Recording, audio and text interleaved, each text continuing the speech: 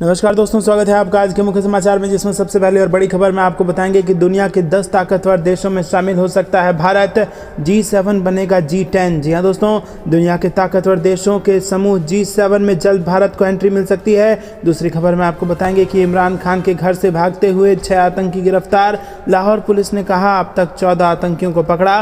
तीसरी खबर में जिक्र होगा कि पीएम मोदी पहुंचे हिरोशिमा, गर्मजोशी के साथ हुआ स्वागत। चौथी खबर में आपको बताएंगे कि G20 की बैठक से पहले जम्मू कश्मीर में चप्पे चप्पे पर सुरक्षा, पाकिस्तान की हर साजिश से निपटने के लिए भारत तैयार। और साथ ही साथ खबर में आगे जिक्र होगा कि चीन पाकिस्तान पर पीएम मोदी का बड़ा बयान, बॉर्डर पर तनाव और आतंकवाद पर दी नसीहत। दोस्तों, हर एक खबर की गहराई में आपको ले जाएंगे, लेकिन उससे पहले अगर आपको विदेश की सेना और पीएम मोदी पर पूरा भरोसा है तो वीडियो को लाइक करके कमेंट में लिखिए जय हिंद। रुक करते हैं सबसे पहले और बड़ी खबर की तरफ, जिसमें आपको बता दें कि दुनिया के 10 ताकतवर देशों में शामिल हो सकता है भारत। G7 बनेगा G10। जी हाँ दोस्तों, दुनिया के ताकतवर देशों के समूह G7 में जल्द भारत को भी एंट्री मिल सकती है। जापान में 19-21 मई के बीच होने वाली बैठक के दौरान भी समूह के विस्तार को लेकर चर्चा होने के आसार हैं। G7 देशों में बातचीत चल रही है कि भारत, चीन और ब्राजील को भी समूह में शामिल कर इसे G10 या D10 का नाम दे दिया जाए। G7 में फिलहाल Canada, France, Germany, Italy, Japan, Britain और अमेरिका शामिल है। समूह की शुरुआत वर्ष 1975 में हुई और तब ये G6 हुआ करता था। कनाडा इसमें बाद में शामिल हुआ और पहले इसमें रूस भी था, लेकिन क्रीमिया पर हमले के चलते 2014 में उसे हटा दिया गया। मौजूदा G7 समूह दुनिया की 45% अर्थव्यवस्था मगर सिर्फ 10% आबादी को कवर करता है, लेकिन इसके विस्तार की जरूरत महसूस की गई। रुक करते हैं अगली ब्रेकिंग न्यूज की तरफ। इमरान खान के घर से भागते हुए 6 आतंकी गिरफ्तार, लाहौर पुलिस ने कहा अब तक 14 आतंकियों को पकड़ा। जी हाँ दोस्तों, पाकिस्तान के पूर्व प्रधानमंत्री की परेशानियां खत्म होने का नाम नहीं ले रही हैं। शुक्रवार को लाहौर पुलिस ने इमरान खान के घर से 6 और आतंकवादियों को गिरफ्तार किया है। पाकिस्तान की मीडिया रिपोर्ट्स के मुताबिक लाहौर कैपिटल सिटी पुलिस के अधिकारी बिलाल सिद्दीकी कामयान ने बताया कि पाकिस्तान के पूर्व प्रधानमंत्री इमरान खान के जमा पार्क स्थित आवास से भागते हुए 6 आतंकवादियों को गिरफ्तार किया गया है। बिलाल कामयान ने आगे बताया कि इन 6 आतंकियों को पकड़ने के साथ जमा पार्क से अब तक कुल 14 आतंकी गिरफ्तार किए गए हैं। रुक करते हैं अगली ब्रेकिंग न्यूज की तरफ। पीएम मोदी पहुंचे हिरोशिमा, गर्मजोशी के साथ हुआ स्वागत। जी हाँ दोस्तों, आपको बता दें कि G7 के वार्षिक शिखर सम्मेलन में भाग लेने के लिए जापान के हिरोशिमा पहुंच गए हैं और हिरोशिमा पहुंचने पर प्रधानमंत्री का जोरदार स्वागत हुआ है। भारतीय मूल के लोग और बच्चे पीएम मोदी का स्वागत करने के लिए एयरपोर्ट के बाहर हाथों में तिरंगा लिए खड़े दिखे और पीएम मोदी जापान के प्रधानमंत्री फूमियो किशिदा के न्योते पर यहां आए हैं। जापान G7 समूह के मौजूदा अध्यक्ष के रूप में इसके शिखर सम्मेलन की मेजबानी कर रहा है और भारत को इसमें अतिथि देश के रूप में आमंत्रित किया गया है। वहीं दोस्तों, आपको बता दें कि पीएम मोदी हिरोशिमा के यूक्रेन के राष्ट्रपति जेलेंस्की से भी मुलाकात कर सकते हैं। यूक्रेन रूस वॉर के शुरू होने के बाद ये पहला मौका होगा जब पीएम मोदी जेलेंस्की से मिलेंगे और इस दौरान यूक्रेन रूस वॉर को लेकर शांति वार्ता पर भी बातचीत संभव है। वहीं विदेश सचिव क्वात्रा ने गुरुवार बताया कि G7 समूह की बैठक में प्राथमिकताओं से जुड़े कई विषयों पर चर्चा होगी, जिसमें संपर्क बढ़ाने, सुरक्षा, परमाणु निरस्त्रीकरण और आर्थिक सुरक्षा समेत कई सारे मुद्दे शामिल हैं। रुक करते हैं अगली ब्रेकिंग न्यूज की तरफ। G20 की बैठक से पहले जम्मू कश्मीर में चप्पे चप्पे पर सुरक्षा, पाकिस्तान की हर साजिश से निपटने के लिए भारत तैयार। जी हाँ दोस्तों, आपको बता दें कि G20 की बैठक से पहले जम्मू कश्मीर में सुरक्षा बेहद चाक चौबंद कर दी गई है। श्रीनगर में 22 से 25 मई तक ये बैठक होनी है और उससे पहले लगातार पाकिस्तान की साजिश का खुलासा हो रहा है और इसीलिए सुरक्षा में मार्कोस कमांडो भी तैनात किए गए हैं। चप्पे चप्पे पर निगरानी है। जम्मू में सुरक्षा के पुख्ता इंतजाम किए गए हैं, जहां G20 बैठक से पहले आतंकियों की हर नापाक साजिश को नाकाम करने के लिए सुरक्षा के व्यापक इंतजाम किए गए हैं, बल्कि आसमान से भी आतंकियों की हर साजिश पर नजर रखने के लिए ड्रोन का सहारा भी लिया जा रहा है। वहीं G20 की बैठक से पहले सुरक्षा बलों को घाटी में लगातार इनपुट्स मिल रहे हैं और पाकिस्तान की साजिश है कि G20 बैठक से पहले पाकिस्तान जम्मू कश्मीर में किसी बड़ी वारदात को अंजाम देकर विश्व पटल पर यहां शांति और अस्थिरता दिखाने का प्रयास कर सकता है। सुरक्षा बलों को ये भी इनपुट मिले हैं कि पाकिस्तानी ड्रोन के जरिए जम्मू में हथियारों की ड्रॉपिंग या किसी हमले को अंजाम दिया जा सकता है, जिसके बाद जम्मू में न केवल सड़क पर बल्कि हवा में भी सुरक्षा का पहरा कड़ा कर दिया गया है। रुक करते हैं अगली ब्रेकिंग न्यूज़ की तरफ, जिसमें आपको बता दें चीन पाकिस्तान पर पीएम मोदी का बड़ा बयान, बॉर्डर पर तनाव और आतंकवाद पर दी नसीहत। जी हां दोस्तों, प्रधानमंत्री नरेंद्र मोदी G7 बैठक में हिस्सा लेने शुक्रवार को जापान के हिरोशिमा पहुंच गए हैं और पीएम मोदी ने कहा है कि भारत अपनी संप्रभुता और सम्मान की रक्षा करने के लिए पूरी तरह से तैयार और प्रतिबद्ध है। उन्होंने निक्केई एशिया को दिए इंटरव्यू में चीन के साथ सीमा विवाद पर बात की। प्रधानमंत्री मोदी ने कहा कि सीमावर्ती इलाकों में शांति और सौहार्द चीन के साथ सामान्य द्विपक्षीय संबंधों के लिए बहुत ज़रूरी है। भारत और चीन संबंधों में सुधार आपसी हितों और एक दूसरे के सम्मान के साथ ही संभव है। उन्होंने कहा कि चीन के साथ संबंधों को सामान्य करने से क्षेत्र को ही नहीं बल्कि पूरी दुनिया को लाभ होगा। प्रधानमंत्री मोदी ने कहा कि भारत अपने पड़ोसी देशों के साथ सामान्य संबंध चाहता है और अब ये उन देशों की जिम्मेदारी है कि वो आतंकवाद और दुश्मनी से मुक्त एक अनुकूल माहौल तैयार करें और इस संबंध में ज़रूरी कदम उठाने की जिम्मेदारी पाकिस्तान की है। रुक करते हैं अगली ब्रेकिंग न्यूज़ की तरफ, भारत जैसा हो विकास, POK के बाद गिलगिट बाल्टिस्तान में उठ रही है ऐसी मांग। जी हाँ दोस्तों, पाकिस्तान की सरकार को पूर्व प्रधानमंत्री पर भरोसा नहीं है, पूर्व प्रधानमंत्री को सरकार पर भरोसा नहीं है, सरकार को सुप्रीम कोर्ट पर भरोसा नहीं है और जनता को सरकार पर भरोसा नहीं है। पाकिस्तान के POK के बाद अब गिलगिट बाल्टिस्तान में भी लोग भारत जैसे विकास की मांग कर रहे हैं। रुक करते हैं अगली ब्रेकिंग न्यूज़ की तरफ, एक महीने में 4 नए वंदे भारत एक्सप्रेस भरेंगी रफ्तार, बिहार और बंगाल को मिलने जा रही हैं नई ट्रेनें। जी हाँ दोस्तों, देश के कई राज्यों में वंदे भारत ट्रेनें रफ्तार भरते हुए नजर आ रही हैं। इनमें से अधिकांश ट्रेनें अपनी पूरी क्षमता के साथ चल रही है और इसी कड़ी में आने वाले महज एक महीने में रेलवे देश के अलग अलग राज्यों में 4 नई वंदे भारत ट्रेनें शुरू करने जा रहा है। रेलवे मंत्रालय के सूत्रों के मुताबिक जून के आखिरी तक रेलवे कम से कम 4 नई Vande Bharat semi high speed train launch करेगा और हाल ही में पीएम मोदी ने उड़ीसा की पहली पुरी हावड़ा के बीच वंदे भारत ट्रेन को हरी झंडी देकर रवाना किया। उड़ीसा सरकार ने हापुड़ पुरी मार्ग पर वंदे भारत एक्सप्रेस ट्रेन के संचालन के बाद भुवनेश्वर, हैदराबाद, पुरी, रायपुर और पुरी हावड़ा मार्गों पर अधिक सेमी हाई स्पीड ट्रेनें शुरू करने की मांग की है। रुक करते हैं अगली ब्रेकिंग न्यूज़ की तरफ, फिर नोटबंदी, 2000 का नोट वापस लेगा RBI, 30 सितंबर तक बैंक में जमा करा सकेंगे। जी हाँ दोस्तों, आपको बता दें कि भारतीय रिजर्व बैंक ने सबसे बड़ी करेंसी 2000 रुपये के नोट पर बड़ा फैसला लिया है। RBI ने 2016 के नोटबंदी के बाद जारी 2000 रुपये के नोट को वापस लेने का ऐलान किया है। हालांकि बाजार में मौजूद 2000 रुपये के नोट फिलहाल चलन में रहेंगे। भारतीय रिजर्व बैंक ने देश के बैंकों को सलाह दी है कि वो अब 2000 रुपये के नए नोट ग्राहकों को जारी करना बंद कर दे। क्लीन नोट पॉलिसी के तहत रिजर्व बैंक ने फैसला लिया है। 30 सितंबर 2023 तक 2000 रुपये के नोटों को बैंक में जमा कराया जा सकता है।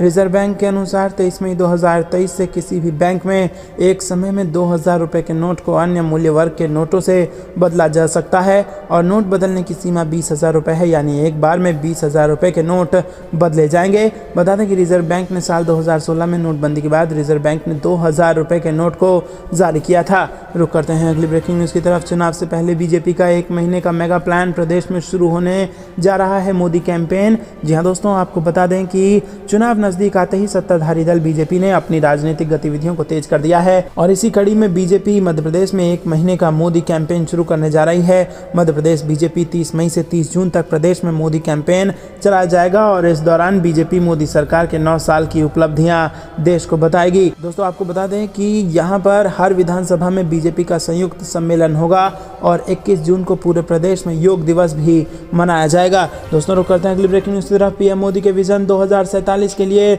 बनेगा एक्शन प्लान, अमित शाह दिल्ली में कर रहे हैं चिंतन शिविर। जी हाँ दोस्तों, आपको बता दें कि केंद्रीय गृह मंत्री अमित शाह शुक्रवार को दूसरे चिंतन शिविर की अध्यक्षता कर रहे हैं। नई दिल्ली में होने वाले इस चिंतन शिविर में गृह मंत्रालय के वरिष्ठ अधिकारियों ने हिस्सा लिया है और इसमें पीएम मोदी के विजन 2047 को अमल में लाने के लिए एक्शन प्लान पर चर्चा होगी। समाचार एजेंसी ने सूत्रों के हवालों से बताया कि इस चिंतन शिविर का उद्देश्य मंत्रालय के वरिष्ठ अधिकारियों के साथ बातचीत करना और पीएम मोदी के विजन 2047 को लागू करने के लिए एक एक्शन प्लान तैयार करना है। इससे पहले शाह ने 18 अप्रैल को गृह मंत्रालय के वरिष्ठ अधिकारियों के पहले चिंतन शिविर की अध्यक्षता की थी। दोस्तों, रुक करते हैं अगली ब्रेकिंग न्यूज़ की तरफ। ये मध्य प्रदेश वाला खेला कहीं ना कहीं कर्नाटक में हो सकता है, ये इस वक्त की बेहद बड़ी खबर आ रही है।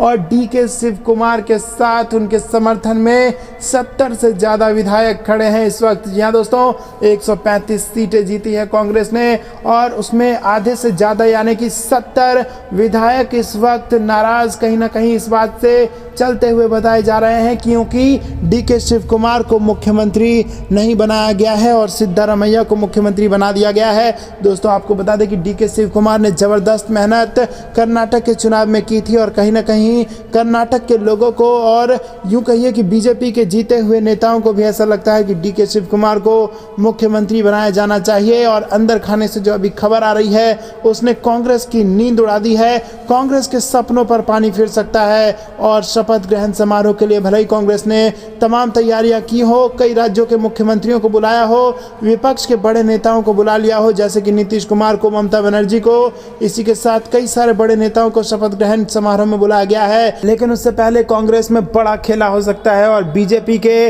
रुख में खेल पलट सकता है। जी हाँ दोस्तों, क्या कुछ होगा पल पल की अपडेट आप तुमको देते रहेंगे, लेकिन उससे पहले वीडियो को लाइक करना मत भूलें और चैनल को भी सब्सक्राइब कर लीजिए। रुक करते हैं अगली ब्रेकिंग न्यूज़ की तरफ। मैं क्यों परेशान हूं, अभी तो लंबा रास्ता तय करना है, डिप्टी सीएम बनकर खुश नहीं है डीके शिव कुमार। जी हाँ दोस्तों, आपको बता दें कि कर्नाटक में प्रचंड जीत के बाद आखिरकार कांग्रेस ने मुख्यमंत्री पद के लिए सिद्धारमैया को चुन लिया। डिप्टी सीएम पद डीके शिव कुमार को दिया गया है और इस फैसले से पहले 3 दिन तक जारी रहे मंथन के दौरान सियासी गलियारा में चर्चा थी कि डीके शिव कुमार मुख्यमंत्री पद की मांग पर अड़े हुए थे। अब जब कांग्रेस आला कमान ने फैसला सुना दिया है कि डीके शिव कुमार यहां पर मुख्यमंत्री नहीं बनेंगे तो शिव कुमार ने भी चुप्पी तोड़ दी है।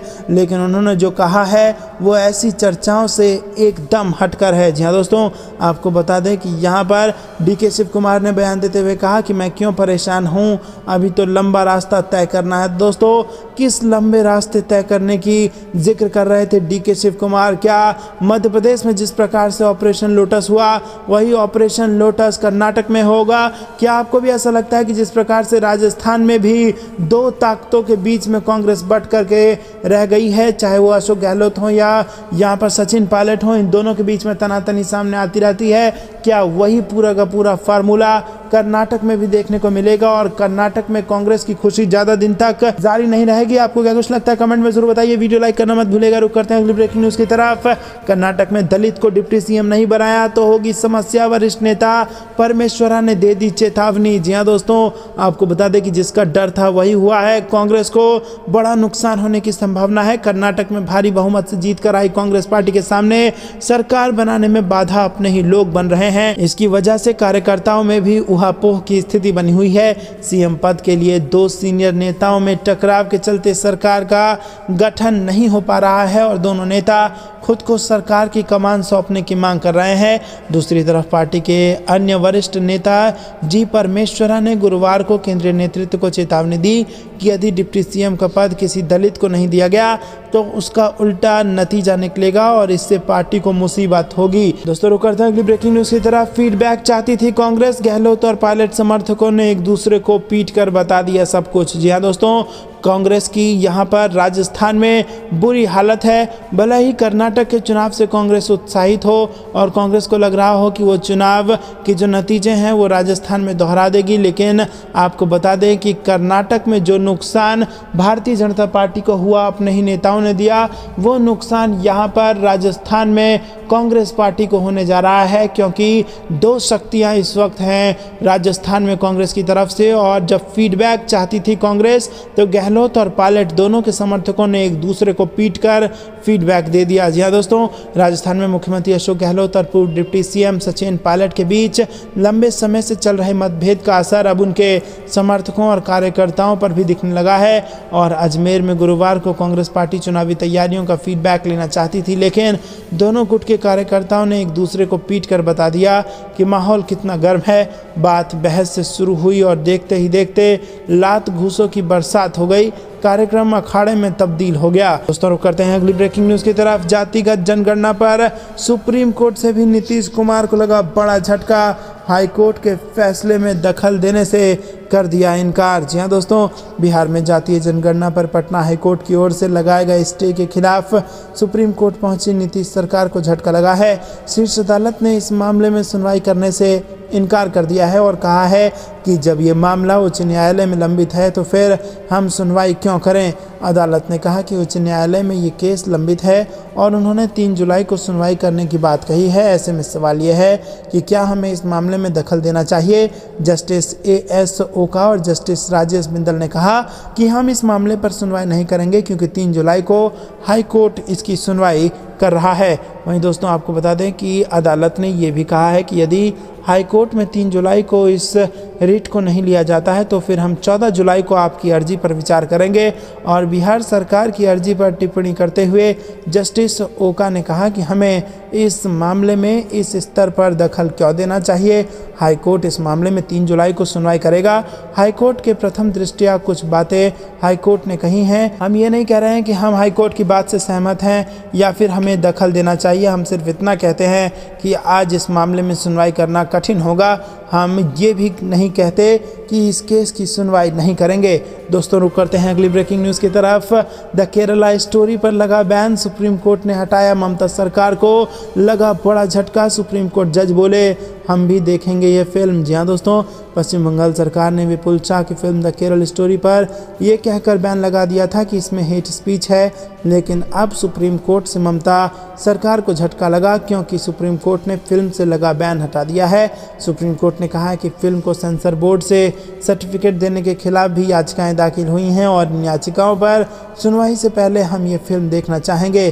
कोर्ट ने कहा है कि जहां 32,000 महिलाओं के इस्लाम कबूल वाली बात है वहां डिस्क्लेमर लगाया जाए। कोर्ट का कहना है कि अगर जनता की असहिष्णुता को अहमियत देंगे तो हर फिल्म को बैन करना पड़ जाएगा। कोर्ट ने कहा कि बजाय फिल्म पर बैन लगाने के आपको राज्य की कानून व्यवस्था पर काम करना चाहिए। द केरल स्टोरी के मेकर्स ने पश्चिम बंगाल की सरकार के साथ तमिलनाडु सरकार के खिलाफ भी सुप्रीम कोर्ट गए थे और यहां पश्चिम बंगाल सरकार ने ये कहकर बैन लगाया था कि फिल्मों में हेट स्पीच है। वहीं तमिलनाडु सरकार ने कोर्ट में कहा कि उन्होंने फिल्म पर कोई बैन नहीं लगाया था बल्कि फिल्म को देखने दर्शक नहीं पहुंच रहे थे, जिसके बाद थिएटर्स ने खुद फिल्म को हटा दिया था।